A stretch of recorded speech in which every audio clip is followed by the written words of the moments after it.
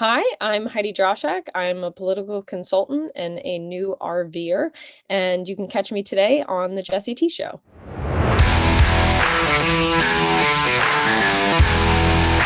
Hey Heidi, good morning. Welcome to the Jesse T Show. Good morning. Thanks for having me. It looks very awesome where you are right now. Can you talk to us a little bit about what's going on in your world? Yes, of course. My dogs will probably, oh, yep, make a presence.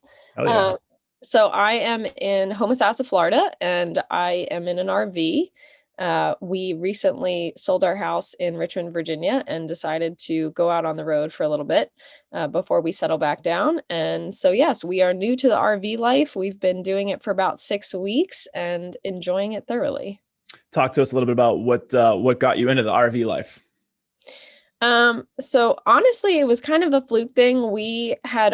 So my husband and we were living in Virginia, and we were, I think like a lot of people, feeling very cagey. We'd been in quarantine for several months, and we were trying to figure out, we were regular travelers beforehand, and we're trying to figure out, is there a way to be safe, take our pets and get on the road? And we had thought about, should we buy a van and retrofit it? But we have a 70-pound dog, so that wasn't really an option. Same thing, we thought about taking our little Prius and just road tripping, not an option with two big dogs. And so we kind of toyed with the idea, decided it was we'd never done it before, was a little bit daunting. And so we kind of shelved it. And then we, like I said, sold our house. We were actually sitting in my parents' house, or my dad's house, and somebody in my network on Instagram posted and was like, "Hey, we've been RVing in this RV for 2 years, and we're upgrading, and we're looking to sell it." And so I went and talked to Sam, and it was like 1 a.m. And I was like, "Do you want to do this?" And we just both looked at each other and we were like, "This feels right." And so we reached out to them, and by 3 a.m. we had pretty much decided that we were going to do it.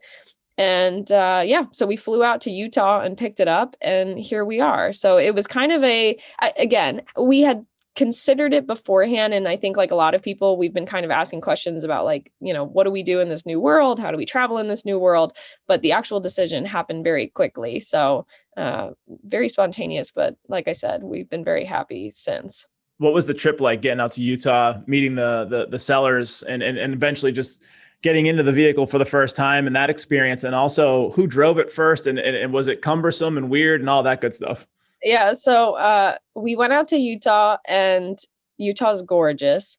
We were a little bit nervous. We definitely had a moment. We got off the plane, and I couldn't reach the sellers. And I was like, "Oh my God, like we just flew to Utah, and this is a scam. Like, we just fell into the simplest trap on the planet." But fortunately, they reached out. We met them at the RV park, and it was funny. We stepped into the RV, and we both realized that we had never in our lives been in an RV before. Yeah. So we were like, "This is probably a little bold." Went from 0 to 1,000, but it was prettier than we were expecting, or larger than we were expecting. And I was the first person to drive it. To answer your question, yes, it is extremely cumbersome. It's actually amazing. So you need an extra license to drive a motorcycle. You do not need an extra license to drive an RV. So even though it's 35 feet and in a lot of ways similar to a truck, because it has two axles, it's just treated as like a personal vehicle.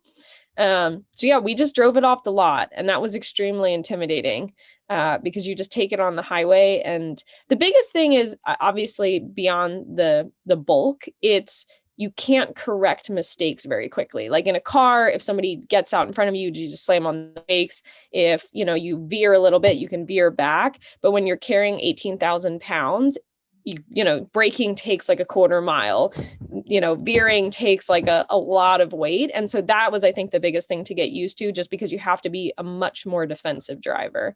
But yeah, fingers crossed, we've had no incidents, no actual scary incidents. So we are getting used to driving it. I can only imagine. And are you having to, like, quote unquote, batten down the hatches when you drive? Is like, could it potentially, like, stuff shift while driving?